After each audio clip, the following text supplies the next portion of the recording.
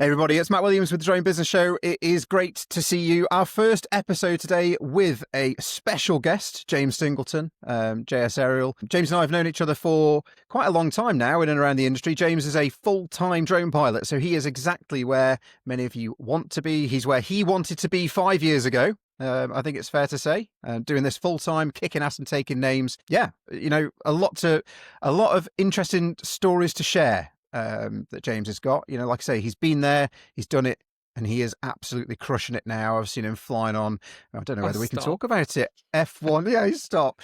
I've seen him flying on kind of Formula One circuits, chasing racing cars around, and flying for film and TV, doing fly-throughs of leisure centres and all sorts of stuff, flying around to the centre of London at sunrise and sunsets.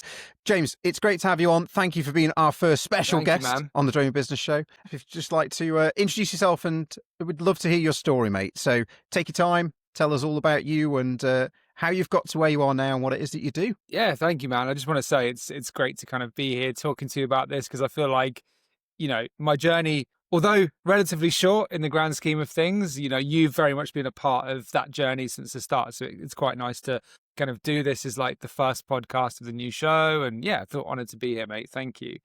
So I'm James Singleton. For anyone who doesn't know me, there's probably loads of people who don't know me, but I am a professional full-time drone / more focused on the FPV side of things. I've worked with Formula One, Formula E. I've done a few movies. I've worked with Amazon Prime, Netflix. So yeah, some really interesting brands that I work with. It's been a bit of a wild ride, if I'm honest. And this year has just been incredible for me. I genuinely can't believe that I'm, sat here in the position I'm in right now. I feel incredibly lucky. And is it like probably a little bit of that, but I've worked incredibly hard for it as well. That's it, right? Like I think for me in business and my experience over the years, a lot of people look at things or look at people in particular and think, oh, they're an overnight success, or, you know, where have they come from? Or they'll see people like yourself now and they're like, oh, maybe people have never heard of you before, right? Which is one of the reasons we do these kind of things, to get that PR piece out there. But I think it's one of those that we start off grafting and working hard. And for me, you make your own luck, right? People don't get lucky unless you're putting yourselves in those positions, in those spaces to seize an opportunity. So no, don't put it down to luck, mate. It's all down to hard work. And if you hadn't put that work in, if you didn't continue to put that work in, you wouldn't be able to capitalize on the opportunities that come along that make it seem lucky to other people, right? So no, it's been amazing actually to watch you go from, you know, where you were and when we first kind of started talking and working together a little bit and to where you are now. So no, congratulations. Like I say, exactly where I think most of the listeners probably want to see themselves now. So if you wouldn't mind then, just take us back to the very start. Like, what was it that got you interested in the drone space in the first place? What was it that kind of sparked that kind of curiosity and got you rolling?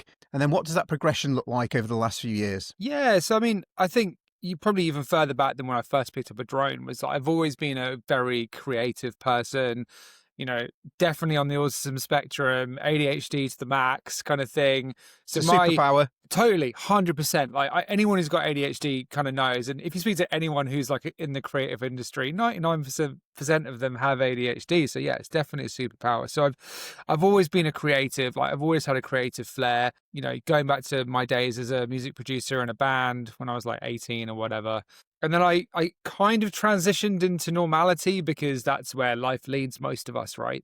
So I did the kind of normal job for a while, and, you know, to cut a long story short, but in 2016, my wife bought me a toy drone from Lidl, just as like, okay, this will be something fun for him, like cool. And she brought it home and I was like, oh, this is kind of cool. And I obviously crashed it within about 30 seconds because it was just a piece of shit. Yeah. But it I don't know, it's ignited something in me. Like it was just, you know, I played with RC cars and I was a kid and I kind of had that background and it seemed a bit familiar for me. And then it kind of, it sparked something in me. And then instantly I was like, oh, I'm going to go and get the bigger one that they were selling at Lidl. And, you know, that flew a little bit better. And of course I crashed that into a tree as well.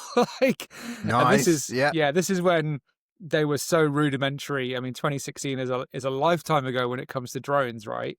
And I mean, you'll know that as well as I do. Yeah, instantly I was like, this is really cool. And I'd kind of had an interest in photography as well. Like I had a camera, you know, I knew how to take pictures and stuff just as a hobby. So, and then I kind of started doing research and I was like, oh my God, you can like strap cameras to these things. Like that's insane. And so I think pretty quickly I started looking online. I think I bought a Phantom 3 Standard, which was probably, Nice. I don't know, back end of 2016, 2017. And for me, it was like discovering fire. It was just wild. It was, yeah, being able to put this, you know, high definition camera in the air. I was, you know, I think like anyone who saw drone footage in 2015, 2016, it was just, no one's ever seen that perspective. And being able to, you know, sit there with a controller and a phone and, you know, go and just see your local area from this different perspective, I just thought was really, really cool. And then I started just going places and, you know, trying to find interesting places to film and stuff. And I mean, if I look back at any of that footage, god awful, it's so bad. Yeah, it started something in me. And then it was, you know, for 4 years basically just messing around. I think I went from like a Phantom 3 Standard to the Advanced to the Pro, messed around with some really crappy hubs and, you know, FPV drones. And yeah, it was nothing serious for a long time. And then I think probably in around 2019, I started to take it slightly more seriously. You know, I was working a normal job. It was kind of boring and everyone needs to find a hobby, right? So that's kind of what I started doing. And being a music producer, kind of downloading video editing software was like so familiar to me. And it was just like putting music stems together in a music software program. Video is just like, oh, this is exactly the same. It's just it's visual rather than audio. Started messing around with that, making fun videos of me, I don't know, flying around the local leisure centre that was being built. And then obviously COVID happened and just, you know, shook up the whole world. I think it kind of made me really reevaluate my life. You know, I kind of initially got laid off from work for a bit and furloughed like the rest of the world. And I was like, do you know what? Like, do I really want to go down this road of having someone else dictate whether I'm going to be able to feed my kids or, you know, pay for my car or pay for my house? And I was just like, do you know what? Fuck that. Like, I don't want to go down that road anymore. Yeah. I kind of went, okay, I feel like I've got an opportunity here. It's probably the first time in my life where I've really found something. I'm like, do you know what? I think there's something in this. And, you know, looking back at what I filmed then, even though I was so new, I was like, I think I'd found something that I was kind of good at from the start. You know, even though I look back now and I'm like, that was terrible. But, and then I kind of just started filming local stuff, like, was it a hotel or a local building site? And then just thinking, okay, how do I contact the people who are, you know, doing these things? How do I reach out to them and say, hey, I took these really nice photos of your hotel or, you know, this leisure centre that's being built. And it turns out that was quite a good idea. And people were looking for interesting ways to market their businesses, whether it be, I don't know, a lot of people go down the route of real estate. I haven't really done that, but, you know, that's not to say it's not a good route to go down. But yeah, I just figured that going out and filming stuff and then sending it to people was the best way to kind of garner interest rather than just emailing them and being like, hey, I've got a drone, like, can I come and film for you and can you pay me to do it? Actually, giving someone something to start off with will pique their interest and then you kind of go in for the kill and being like, hey, do you want to do this properly? Like, you know, I charge X amount, I'll give you some really cool video and photos. And it kind of just went from there. Like, I started off with flying regular drones, and that kind of worked well to start off with. And then you obviously released the kind of the Drone Mentor project and started teaching more of the business side, which was obviously really important. And one kind of thing that really stuck in my head was when we were talking about the pricing calculator and you said you've only got like 160 days of like flyable days in England because it rains most of the fucking time. So Yep. that kind of stuck in my head and I was like, okay, you know, and there was always a lot of talk about, is the drone market saturated? And I think probably at that point, it was getting to that point. So I thought, okay, cool. Well, we're flying drones. We're making a bit of money now, which is really cool.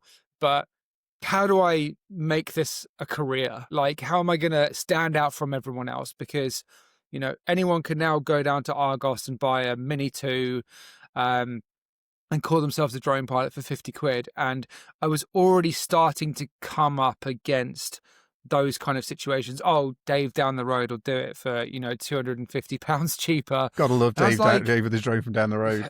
Is it as Dave? I think it's always been Dave. It's Sorry, always Dave. Dave with If his your name's drone. Yeah, Dave. sorry, Dave. Sorry, Dave. But yeah, so I mean, I kind of figured, like, how do I set myself apart? How do I do something different from everyone else? And for me, the answer was FPV. And actually, it kind of stemmed from a conversation that we had and something that you were saying at the time of, you think FPV is the next big thing in drones. And I was like, I feel like I really listened to and resonated with that. It was kind of something I was already thinking because I was seeing a lot of it. You know, we were seeing guys like Seb and other pilots kind of being really successful at that time. And it was still so new. You just had that, you know, that amazing kind of one-shot bowling alley video come out by Jay Bird. And it was just garnering all this attention. So I was like, fuck, I need to get into this. So I was like, okay, let's think of, you know, from a business perspective, is this a good idea? Yes, it's going to cost a lot to start up, like 2 or 3 grand to get all the gear. But, you know, those 180 days a year where I can't fly outside, oh, wait, I can now fly inside and I don't have to rely on the weather. So for me, that was like the biggest selling point. Also, it's a skill that you really have to earn. Like, it's, you know, I spent a good 6 months in the simulator before I even touched a real FPV drone, and I still crashed it.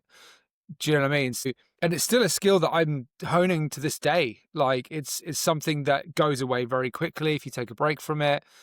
And, you know, I think I don't know what this is called. What is it? The learning curve is so much steeper than just flying a regular drone because it, you know, basically does it all for you. So I felt like that was a good way to set myself apart. And I guess it turns out I was right and made the right decision. And, you know, I'm now in a position where I've flown for all these amazing brands and, you know, I have to pinch myself a lot of the time. And, you know, I think if we go back to our conversation, which we'll probably talk about in a minute, where we were kind of like, okay, what's the plan? And, you know, if I'd said to you, you know, if I'd look back and, you know, I'll be here where I am now in 2 or 3 years, I'd have been like, shut up, like, no way.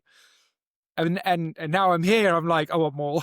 Like, I want to go to the next level. So I guess in a nutshell, that's kind of my journey so far. And we can obviously dig into that further. I'm more than happy to do that. But yeah, that's kind of where we're at now and how it all started. That's really interesting, mate. Thank you. I think there's so much there to unpack, right? Like, especially for people who may be listening to the pod right now and, like I say, to want to get to where you are, right? And a lot of people, I think, are still looking at the FPV thing because it is, even now, I mean, I think it was it 2019 or 2020 that I put out that kind of first video and stuff like that, saying for me FPV is the next big thing. And I think at the time the barrier to entry was so massive into FPV. It was before the DJI FPV had come out and before the Avata and things like that, where now it kind of is a bit more accessible. And I think as a gateway product or a gateway into that side of the market, those things are brilliant, right? But seeing the equipment that you guys are flying now professionally, it is next level, right? Like, you just can't do with those off-the-shelf systems still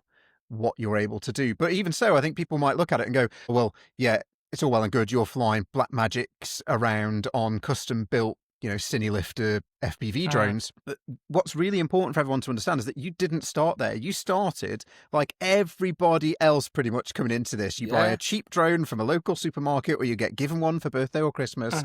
And then you're like, oh yeah, I enjoy this, and get into it. And you build up over time. I think one of the interesting things, though, for me that you touched on, we touched on a bunch of interesting stuff, mate, but one of the biggest points, aside from that journey being the kind of standard arc, if you like, except that you made one crucial difference, is that you went, no, I'm going to make a go of this. How can I market myself and turn this into something that people are going to want to pay for, that they put value on, you know, make an offer to people? And that's, for me, the step that a lot of people struggle to make or just don't make at all. And they wonder why they can't make money. They wonder why people aren't coming to them. And that it's the wrong way round, right? You've got to go, right, I enjoy doing this. And I think you did it really well from what I can remember and saw. Like, you just went out off your own back and shot these incredible, and actually I think most of it was done with a standard drone at the time, right? It wasn't even FPV, but you shot these incredible like sunrises and sunsets over places like Reading in the UK, and went out into London at night and stuff like that. And then you put those online on your LinkedIn and on your Instagram, and you tagged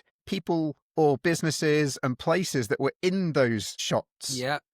And then they got in touch and were like, oh, this is amazing. And that, for me, that's that critical little piece that so many people just aren't willing to do. And you said yourself, the drone market, you looked at it, is it saturated? It is saturated. We all know that, but it's saturated with people doing the same thing and people not willing or able or don't have the knowledge and experience to just do that extra little step. And I think as soon as you make that, you can pop out of the top and get recognized and noticed. Oh, totally, mate. And I think a lot of people have a hobbyist mentality when it comes to this sort of thing. And I think, I was getting a haircut earlier and I was having this conversation with my barber about, being a business owner and doing it as a business. So I think, everything I do drone wise, that's like 15% of what I do, and that's the bit I love, but the other 85% is being a businessman. And as cliche as that sounds, that's what I'm doing. I'm doing the marketing, I'm doing the finances, I'm building websites, I'm looking at new ways that I can market myself on social media, all that kind of stuff. So, and you have to think about these things. And if you're not going to tackle those sort of things head on, you're going to struggle. And just going back to your point about, putting the videos out and tagging places, that still works to this day.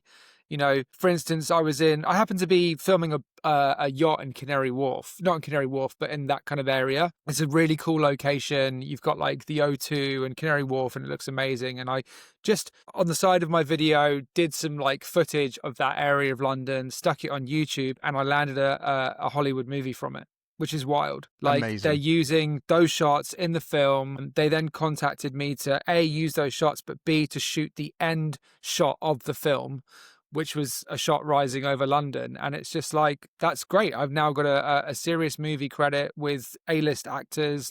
So those small little things can make the biggest difference. And just having these little reels of, if you go to a job in Birmingham or Manchester or London, do your job, but then have some extra time to shoot some stuff for yourself that you can put out. And putting little snippets of content out, whether it be on YouTube or LinkedIn, are just so powerful. You got to keep in people's minds, and you have to be discoverable. And that's, I think, where I've probably excelled, is putting myself out there and just always being in people's feeds. And, whenever anyone needs a drone pilot, hopefully I'm the first that they think of because they keep seeing my stuff. So I think it's so important to put yourself out there. And I think so many people go into this and think, oh, I've bought a drone now and I've got my license, I'm done. And they just sit there and wait for the jobs to come in. And it's just like, I'm sorry, but that's not the reality of running a business. We're long past the days of people being excited by drone footage. That's done. No one cares anymore. So you now have to work even harder and be even more creative to stand out. And I feel like I got into it at the perfect time. It was very much a transition phase, and you always said this, into a very professional industry. And I think we're very much in that now. And look, there is no reason why you cannot start this now and be successful. It's just bloody hard work, and it will always be bloody hard work. But if you enjoy it, then absolutely. And that's it, right? Like any business, like I've run a bunch of different businesses, training businesses, operation businesses in the drone industry, consulting businesses. They're all bloody hard work. Like you end up doing way more hours than you would in an equivalent kind of job. And at first you actually earn way less than you probably would do for the same number of hours, and that's something that you have to, for me, make that decision of like, right, the ultimate reward, if I work hard at this for the next 2, 3, maybe even 5 years, the ultimate reward could be game changing. It could be life changing, right? But in the meantime, it's going to suck, and you're going to have to be the accountant, the marketer, the advertiser, the bookkeeper. You've got to then go out and do your drone jobs. And as you said, the drone flying is only probably about 15% of the actual work in this game. And a lot of it, if you're not working and doing those other roles during that time, you need to be learning. I think one of the big things for you was that, and you touched on it earlier, the fact that you came from music production to video editing, it felt quite familiar, the kind of editing process. I always liken the video editing process to, effectively, I'm working a puzzle, right? I know what I want the end to look like. I know what the pieces I've got that I've shot or someone else has shot are. I know what the assets are. It's up to me to put those assets, those puzzle pieces, into an order that makes sense, in a way that makes sense to tell a story for the viewer, whatever that may be. And I think that's a big one, right? Like, so many people come in and they don't spend that extra time, that extra energy, that extra effort adding those little bits in, like, oh, I'll get an editor. No, you can't do that at first unless you've got loads of money. You can't do that at first. You've got to learn these Still things can't get an yourself. editor. I still got to get a bloody editor. No, that's it, right? And the other thing about having an editor anyway, because I ran a drone operations business, we did have video editors in the business in the end because we were doing so much drone flying. But actually, the reason our output was so good and it was used for film and TV and live broadcast was because I had spent 10, 15 years learning the craft of After Effects, Premiere Pro, DaVinci Resolve now, right? Yeah. I'd learnt that. I'd learnt how to edit effectively professionally because people were paying for the editing output that I was creating. But that meant that I could get the shots that I knew would work. And I could tell the story with the drone and the ground cameras combined to be able to tell the story that an editor, it makes it much easier when you understand that. So for me, the drone piece is that kind of cherry on the top, right? We get to go out and enjoy ourselves flying our drones, meet some cool clients, do some cool stuff, but you've got to put a hell of a lot of work in the back end to be able to get to that position. And it's doable, like you say, even now. But yeah, you've got to think, do I want to do this as a hobby? Or do I actually want to commit to this and make it my life's work, right? Am I passionate enough about it? Am I going to be good enough? Am I able to learn? Yeah, totally. And forget holidays, forget family time, forget watching the Formula One. Like, it's how it was. I'm lucky now where I'm in a position where I can afford to take my foot off the accelerator a little bit, and it's kind of stuff just happens now, which is nice. But it didn't used to be like that, definitely. And I think a lot of pilots that I've spoken to make the mistake of again, thinking, oh, I've got a drone, I can now go and, provide a service to someone. But actually, there's so much more to learn. Like, editing is just a whole different ball game, and I still learn stuff. A lot of the jobs I do now are for agencies or, other productions, which is great because it's just footage handover. But, at the same time, I want to edit that stuff myself. But a lot of the time, especially with FPV, is I'll see a product that goes out and I'm like, yeah, you clearly haven't edited FPV footage before because it's so different to just normal drone stuff, So I'll even get, agencies coming back to me and being like, look, could you just edit this because you do it every single day and you've got it down? Like, if you watch one of my fly throughs, I've kind of leaned away from the one shot, because they're incredibly complicated. And I don't think people find it that impressive anymore. So I'm much kind of a lot of offices and stuff that I fly through. If we haven't got loads of people involved, I'll shoot it in sections and then, basically match them together with speed ramps. And it's quite a difficult thing to do. And it's a skill that I've kind of honed over a period of time, which other people found quite difficult to do. So, editing is so important because you're telling a story at the end of the day. It's no different to filming an interview or filming a short film. Like, that's all it is you're telling a story, whether it be for a brand or, I don't know, a lifestyle film or a wedding or whatever. At the end of the day, like you said, it's a puzzle. You know the start, you know the end. Now, how do you make it happen?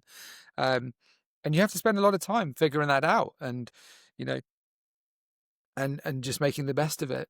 Yeah, interesting.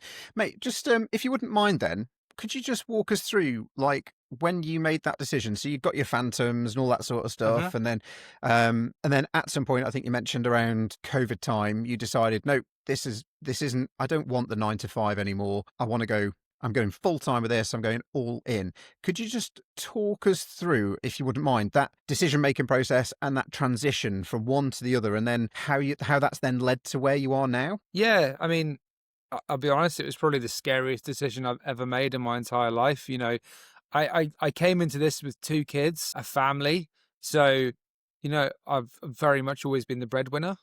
Um, you know, obviously my wife works hard, but that's kind of always prided myself on that. So, making that decision, I suppose, was almost a little bit of a selfish decision because I wasn't truly happy with what I was doing. I've always felt like I wasn't kind of achieving my true potential, creatively. And it always kind of bugged me a bit. So I think COVID for me was actually a bit of a lifesaver, to be honest, because it made me reevaluate my goals, like I said. And, I've always had the stick it to the man vibe, right? I've never wanted to kind of be that person who's just kind of locked down in a job. And I'm not saying there's anything wrong with that. Like, that's just not who I am as a person. So, making that decision was obviously very, very difficult. And it was a decision that I made, but it took a fair while for that to come to fruition. Like, and I'm sorry to swear again, but the first 2 years of doing this were shit. Like, it was a lot of really long days, late nights, and scary times because there were some times I didn't have a job next week or I didn't have a job for the next month, and I was like, holy shit, how am I gonna feed my family? So it was a case of just hustling a bit, doing odd jobs here and there, working some office jobs here and there just to kind of pay the bills. But slowly but surely I started to see more work come in, and it kind of just started growing and growing. I don't want to say it was a snowball effect to start off with, because it would have been a very small snowball and it would have taken a long time to get going. It was a genuine struggle. I couldn't afford the best equipment. I think this year, and this is so weird to say, but this year was the first time I owned a flagship drone. Interesting. I finally decided this year to invest in a Mavic because I'd never owned a Mavic before. I always kind of had the Airs and the DJI Air. I started off with a Mini 2, then I had the DJI Air 2S, and then I kind of upgraded to the Air 3, and I was kind of just but obviously at this point I was flying a lot of FPV. So my main, the last 2 years, it's all been about FPV. So I'd never been why should I spend $2,500 on a Mavic when actually I don't really use it that much? But this year I was like, okay, it's now really, really serious. I can't afford not to have a Mavic. And even some of the work we're doing now is Inspire 3 dual operator. And I don't own one of those. I would love to, but having 20 grand just sat there is not ideal. But I kind of lost where I'm going with that. But all good. Yeah, I mean, it's definitely a struggle. Don't let anyone bullshit you that it's going to be an easy ride. And anyone who thinks getting into the drone industry is going to be easy, just go away. It's not for you, I promise you. Because I don't want to sound negative or anything, but my journey has, it's been amazing. I wouldn't change it, but it's been so difficult. You get a lot of no's. And those no's can be really tough to handle sometimes. And you kind of build up thick skin to it, but I've just been really perseverant. I'm now in a position where I don't send out emails to look for jobs. Jobs come to me. I've got a really nice, steady base of clients. I'm picking up a lot of new work, which is great. And I feel very privileged to have that.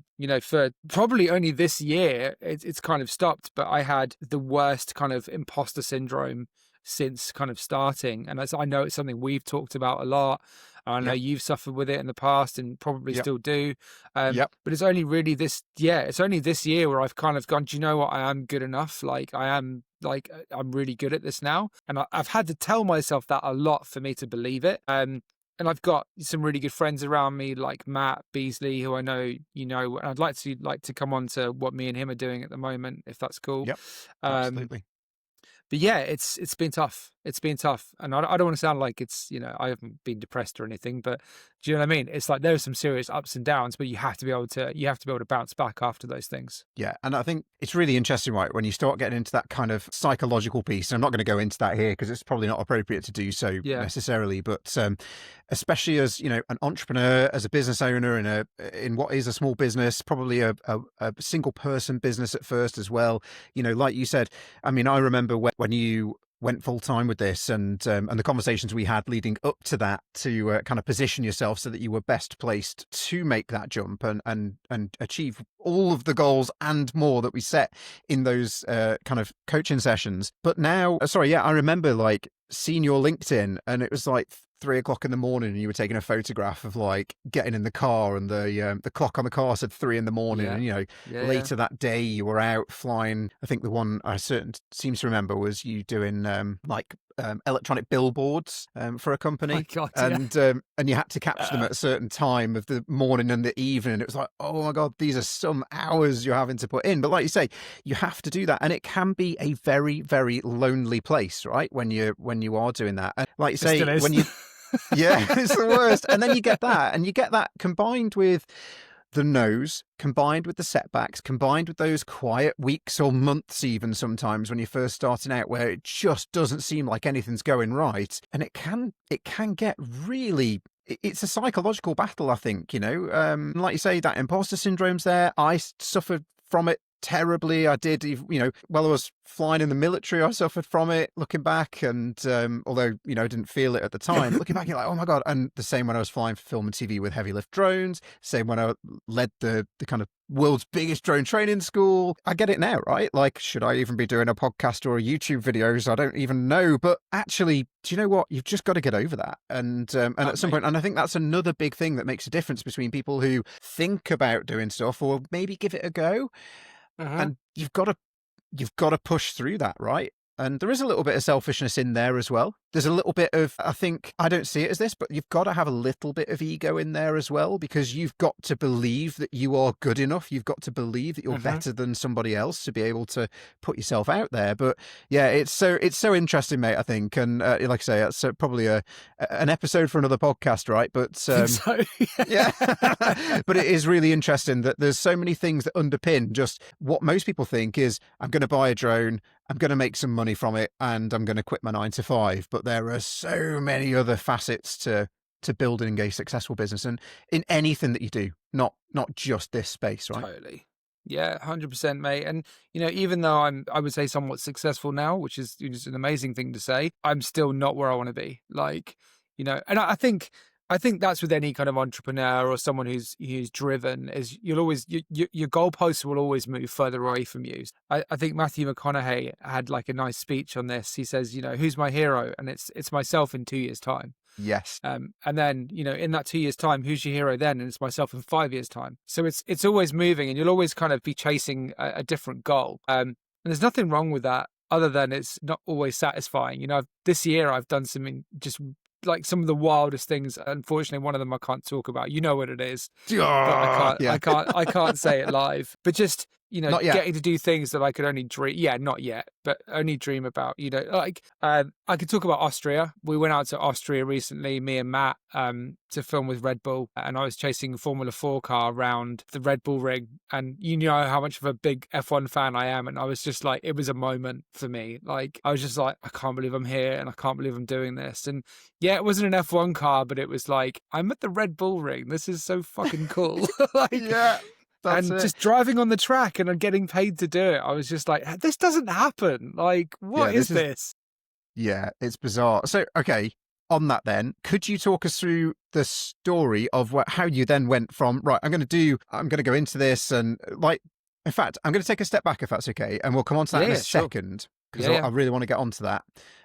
Was there anything in particular? Was there one thing that helped you get over those kind of dark times, if you like, when you were trying to make it and getting up and running? Is there anything that kept you focused and helped you power through? I think it's just my determination, mate. Like, I'm so competitive. Like, I'm probably one of the most competitive people I know. So for me, failure is just not an option. And I know that sounds really cliche, but like, no matter how, I've always had a very, very positive outlook on life. Like, I've never really struggled with like mental health. So, I can take the punches pretty well. And not because I've had like a really tumultuous upbringing or anything, but I'm just like, when I have something in my head, I'm like a dog with a dead rat. Like, I would just not let go of it. And for me, it's like, if someone punches me in the face, I'm like, okay, cool, we'll get up again. And this time I'll let him punch me in the face, but I'll punch him back this time. Yeah, nice. as a metaphor, so to speak. Do you know what I mean? Yeah. So, and for me, every hard time has learnings that you can take from it. How can I do this better? What can I do to avoid being in this situation again? And then it's just learning from those experiences, and slowly but surely you'll grow. A phrase that I've always been kind of lived my life by is, it's marginal gains. Like, as long as you're making gains every single day and doing something to push yourself forward, even if it's just by a centimeter, you're winning. Like, you'll always be pushing forward. So like, I do feel like I've been lucky with some of the opportunities I've had. And a part of it, I think, but like you said, you make your own luck and you work hard for it. So yeah, I don't think I've really struggled with the hard times. I just it just makes me better. Yeah. I think for me, and this is one of the big reasons that we are setting up, the Drone Business Network, and trying to build this community of professionals, and having the conversations like this. And I know you and I have conversations outside of this, right, quite regularly. And that's because it is very difficult doing it on your own. People are going through that same journey with you. And I think it's one of those, like, a problem shared is a problem halved. And And because of that, if you're surrounded by other people who are setting goals and aspirations, and some people are achieving, and it drags everybody up, right? And I think that's why we're trying to do that. And I think hopefully an element of that's come from the conversations you and I have had over the years. But going back onto I want to hear about the Red Bull Ring thing, right? And you've mentioned Matt Beasley a couple of times. So I know you've gone from traditional conventional drone stuff into the FPV space. You're absolutely kind of, as I said a few times now, kicking ass and taking names in that space. You're starting to get all this work with Formula One, Formula E, this work with Red Bull, the Ring. Like, how did that come about? And like I say, you mentioned Matt Beasley a few times. Like, what's the connection there, and how does all of that work for you now? So me and Matt have kind of been talking since I really decided to go professional with it, back in 2020 or whenever it was. Our relationship started off quite tentatively, let's say, probably. Okay. We cover the same kind of area. He lives like 20 miles away from where I live, and a lot of his clients were kind of overlapping with the area. So there's little of me popping up, and I'm like, oh, I'm starting to work with the council. And it turns out that Matt also used to work with that council. And so Awkward. I don't think there was any bad blood between. It was a little bit awkward. I could tell like he was a little standoffish of me, and rightly so. Like, it was his kind of stomping ground. But and I really respected Matt. Like, from day one, I was like, oh my God, this guy's so good. Like, his photos are amazing. His drone footage is so good. And he'd been doing it for a couple of years longer than me by that point. So he was like already kind of established. So I very much looked up to him from like a professional point of view, but also creatively. And then, I think slowly by surely, I'm just nagging him and just trying to get advice from him. We kind of just started to form this friendship. Probably, I'd say probably 3 years ago, we really started like becoming friends. We had a lot of the same interests in like Formula One, in the type of music that we enjoy, the type of films that we watch. So we kind of just started bonding over other stuff as well as drones. And then we started doing a bit of work together.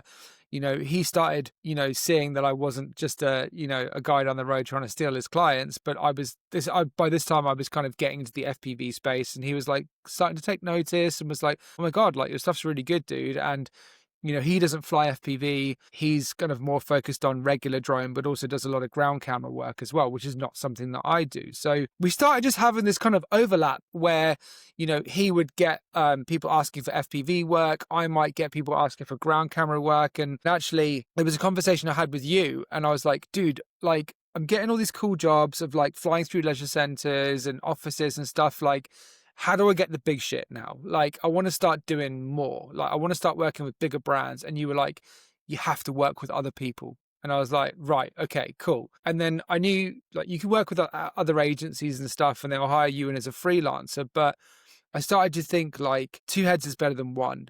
I've built this bond with Matt. We're on the same wavelength, creatively, and we started kind of talking about, look, how can we do something together? Like, I think if we put our heads together, we'll get bigger opportunities. We'll get to work with bigger brands. It means it's not just me trying to bring work in, it's Matt bringing work in as well, which benefits both of us. Earlier this year, we kind of sat down and had a real conversation about it. Look, we're starting to get jobs together. Like, how can we make this more of a thing? And then I kind of had a chat with you about it. About what do we call this thing, and we kind of settled with aerial motion films, which is a kind of a shout to something you were doing, but it just felt right because I'm JS aerial, he's drone motion, so we were kind of aerial motion films just kind of feels right for us. But the thing with that was to target bigger productions, to target TV, to target film, and it looks better if we're coming at it as a team. And we've kind of built a small team around us of me and him, but then we have other freelancers who we can then bring into the fold, and it kind of just enables us to upscale, essentially, rather than just doing these small jobs. And, I think the bigger and I suppose more dangerous drones you're flying, the more of a team you need around you. I've gotten to the point now, even with the smaller fly-throughs, like I did a fly-through of Revolut the other weekend of their brand new offices in Canary Wharf. It was like fully staged with like 40 or 50 people. There's just no way that I can manage that on my own. Matt will come along and be a producer on a lot of my fly-throughs now. Like we kind of just said, look, we need to stop fucking around and just do this properly now. Like, let's do this as a team. And we're still 2 separate people, but we kind of come under this one umbrella now where it's like, okay, we're trying to hit the big league now, and we're getting some some crazy opportunities from it. Like, Austria was something that Matt brought in through an agency that he'd done some work with and that I'd done some work with. And they were like, right, we've got this thing in Austria. Like, we want you both to come out. We want regular drone filming and we want FPV. I can't say what it was about yet because it hasn't been released yet. But, a lot of it was, chasing cars around a track and stuff like that. So it was really cool. It was like, exactly where we want to be. But I've just kind of said to him, like, dude, the more of this stuff we're going to get, the faster it's going to snowball. Like, and it kind of just getting to that point. Like, we're starting to see much bigger opportunities coming our way that we've just never seen before. Like, we'll have multiple calls a week with each other now. It's just like, mate, I've just got this thing in. It's wild. Like, Yeah. and but I think you have to surround yourself with people who are, exceptional, but share the same values. And if you can Yes. work together, like it's 100% worth it. The opportunities you will see will just get bigger, you know, but have a team. It makes your life so much easier. Don't just be a drone pilot turning up on your own all the time, because A, it's exhausting, and B, you'll have a much better end product if you have a team around you, and people will pay. People will pay for quality. Like, if you're out there charging £200 a job, like, and your work's good and decent, like, you are underselling yourself, like, massively. So think bigger. And that's what I've always done, is just think bigger. That's it. I mean, I think, yeah, you've hit the nail on the head there, right? Like used to, like, watching you guys do what you're doing and is incredible. And I've always been a big kind of proponent. I've always pushed in all of my coaching, all of my teaching, all of my videos, everything I've ever done, one-on-one stuff with people like yourself. I've always said, look, the collaboration element is so important, because actually, if you can stop fighting with each other and you can find other people to work with, like you say, that match your values and your creative direction and expression and all that sort of stuff, Yeah. it's hard to do sometimes. But if you can Mhm. suck that up and actually, yeah, both bring work in, all of you bring work in, actually it's so much better for everybody than it is scrapping around. And that piece about value is really interesting as well. Like, once you get into this and you start to elevate yourself and your position within the industry, I mean, I used to charge £2,500 a day for my heavy and super heavy lift drone work. That was plus expenses, plus tax, plus equipment hire, because I wouldn't turn up with anything if people, that was just for me to turn up on set and film for a day. And some people would be like, how the hell did you used to charge £2,500 a day? Well, one, I was damn like good at what. Yeah, that's it. I remember right? when you told me, I was like, fuck off, were you charging that? Yeah. And I'm like, there now. Like, yeah. And that's it, right? Because it's like, I knew how good I was. I had spent, 25 years flying model helicopters and put cameras on them, and then we moved into the drone space. So what we could do and how we could integrate, and I've done video production and editing since I was a kid. That has been one of my passion kind of side projects for forever. When you pull all of that skill together, you can start to charge it's ridiculous amounts of money when you look at it, right? But you charge the skill that you're worth. And when people say, I can't pay that much, it's like, okay, cool. Well, I'm not the person for you. And you then start to be able to pick and choose who you work with, and that becomes the rate that you charge, and that means you get the jobs that you want to do, and people who are aligned with you. So, if like you say, if you're starting off now, you're doing the £200, £300, $400, $500 jobs. That's amazing. Make it your aspiration then to set that as your baseline. Fill your diary with those if you can, and once your diary is full, or you're doing as much as you want, put your price up. But make sure that your skills are always evolving and growing and improving, so that you can start to charge more is the big one for me. Yeah, definitely. And people, if you're producing content, which the way I think of it, I've worked for some, multi-million pound brands, and sometimes I'm like, fuck, am I charging too much? But when I think about, okay, they're going to make millions out of this video, then it's all in perspective. Like this, $2,500 or 10 grand or whatever they're paying for the video, like, it's really good value for money, because it's content they're going to be using for the next 5 years and they're going to make millions of pounds out of. So, when you think of it like that, don't undersell yourself. And you know what? Have conversations with other drone pilots who are in the industry doing it professionally, and equalize yourselves. Like, make it a level playing field, so that no one's trying to undercut anyone, because that's just bad for the industry. Like, don't be that guy who tries to undercut all of your competitors. Work with your competitors, become friends with them. We've got such a nice community of drone pilots in the UK now. And there's probably on two hands, I can count the amount of, real professional people, even at a higher level than me, who are doing this professionally. It's a very small knit community, and get involved with those people, because A, you can learn so much from other people, but B, if you can't make a job and you need someone to fill in, it's good to have those people to come and pull you in. But they'll do the same for you. Like, Luke, myself and Luke Gale, who are, I'd say we're probably more or less on the same level, but he's brought me in for jobs, I've brought him in for jobs.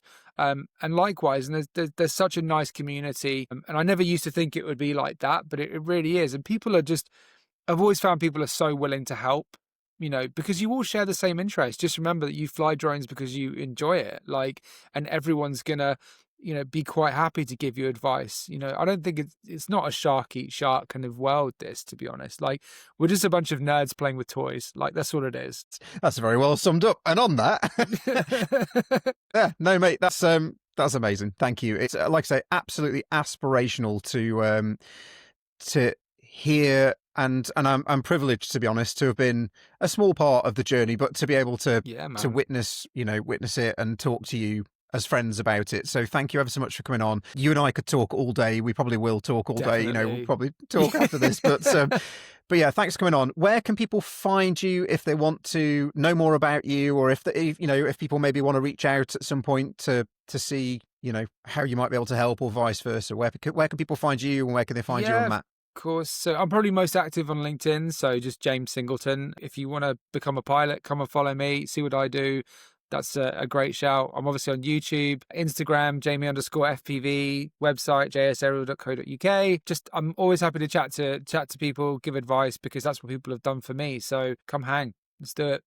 Amazing. Well, what I'll do, mate, is I'll grab all of your links and handles and all that sort of stuff. I'll drop them in the show notes in the description. Awesome, so if you're listening on Spotify or watching on Spotify, because it'll be on video on Spotify, you'll be able to see those in the description. Please, if you are, give us a like, give us a follow on Spotify. That would really help us out. If you watch on YouTube, again, I'll drop it down in the description. Yeah, mate, it's been an absolute pleasure. Thank you ever so much for joining us. And I look forward to getting you on again when you can talk about some of the stuff that you've done that you weren't able to talk about this time. And then you'll have other stuff that you want to talk about. So maybe it becomes a perpetual thing, right? We get you on Let's do it every year. Every time your NDAs run out. Yeah, that's it. Yeah, that's it. Well, thanks for having me. That's it, mate. That's the pod. Thank you very much. Cheers. And yeah, everyone else, I've been Matt Williams. This is the Drone Business Show. Until next time, fly safe and blue skies.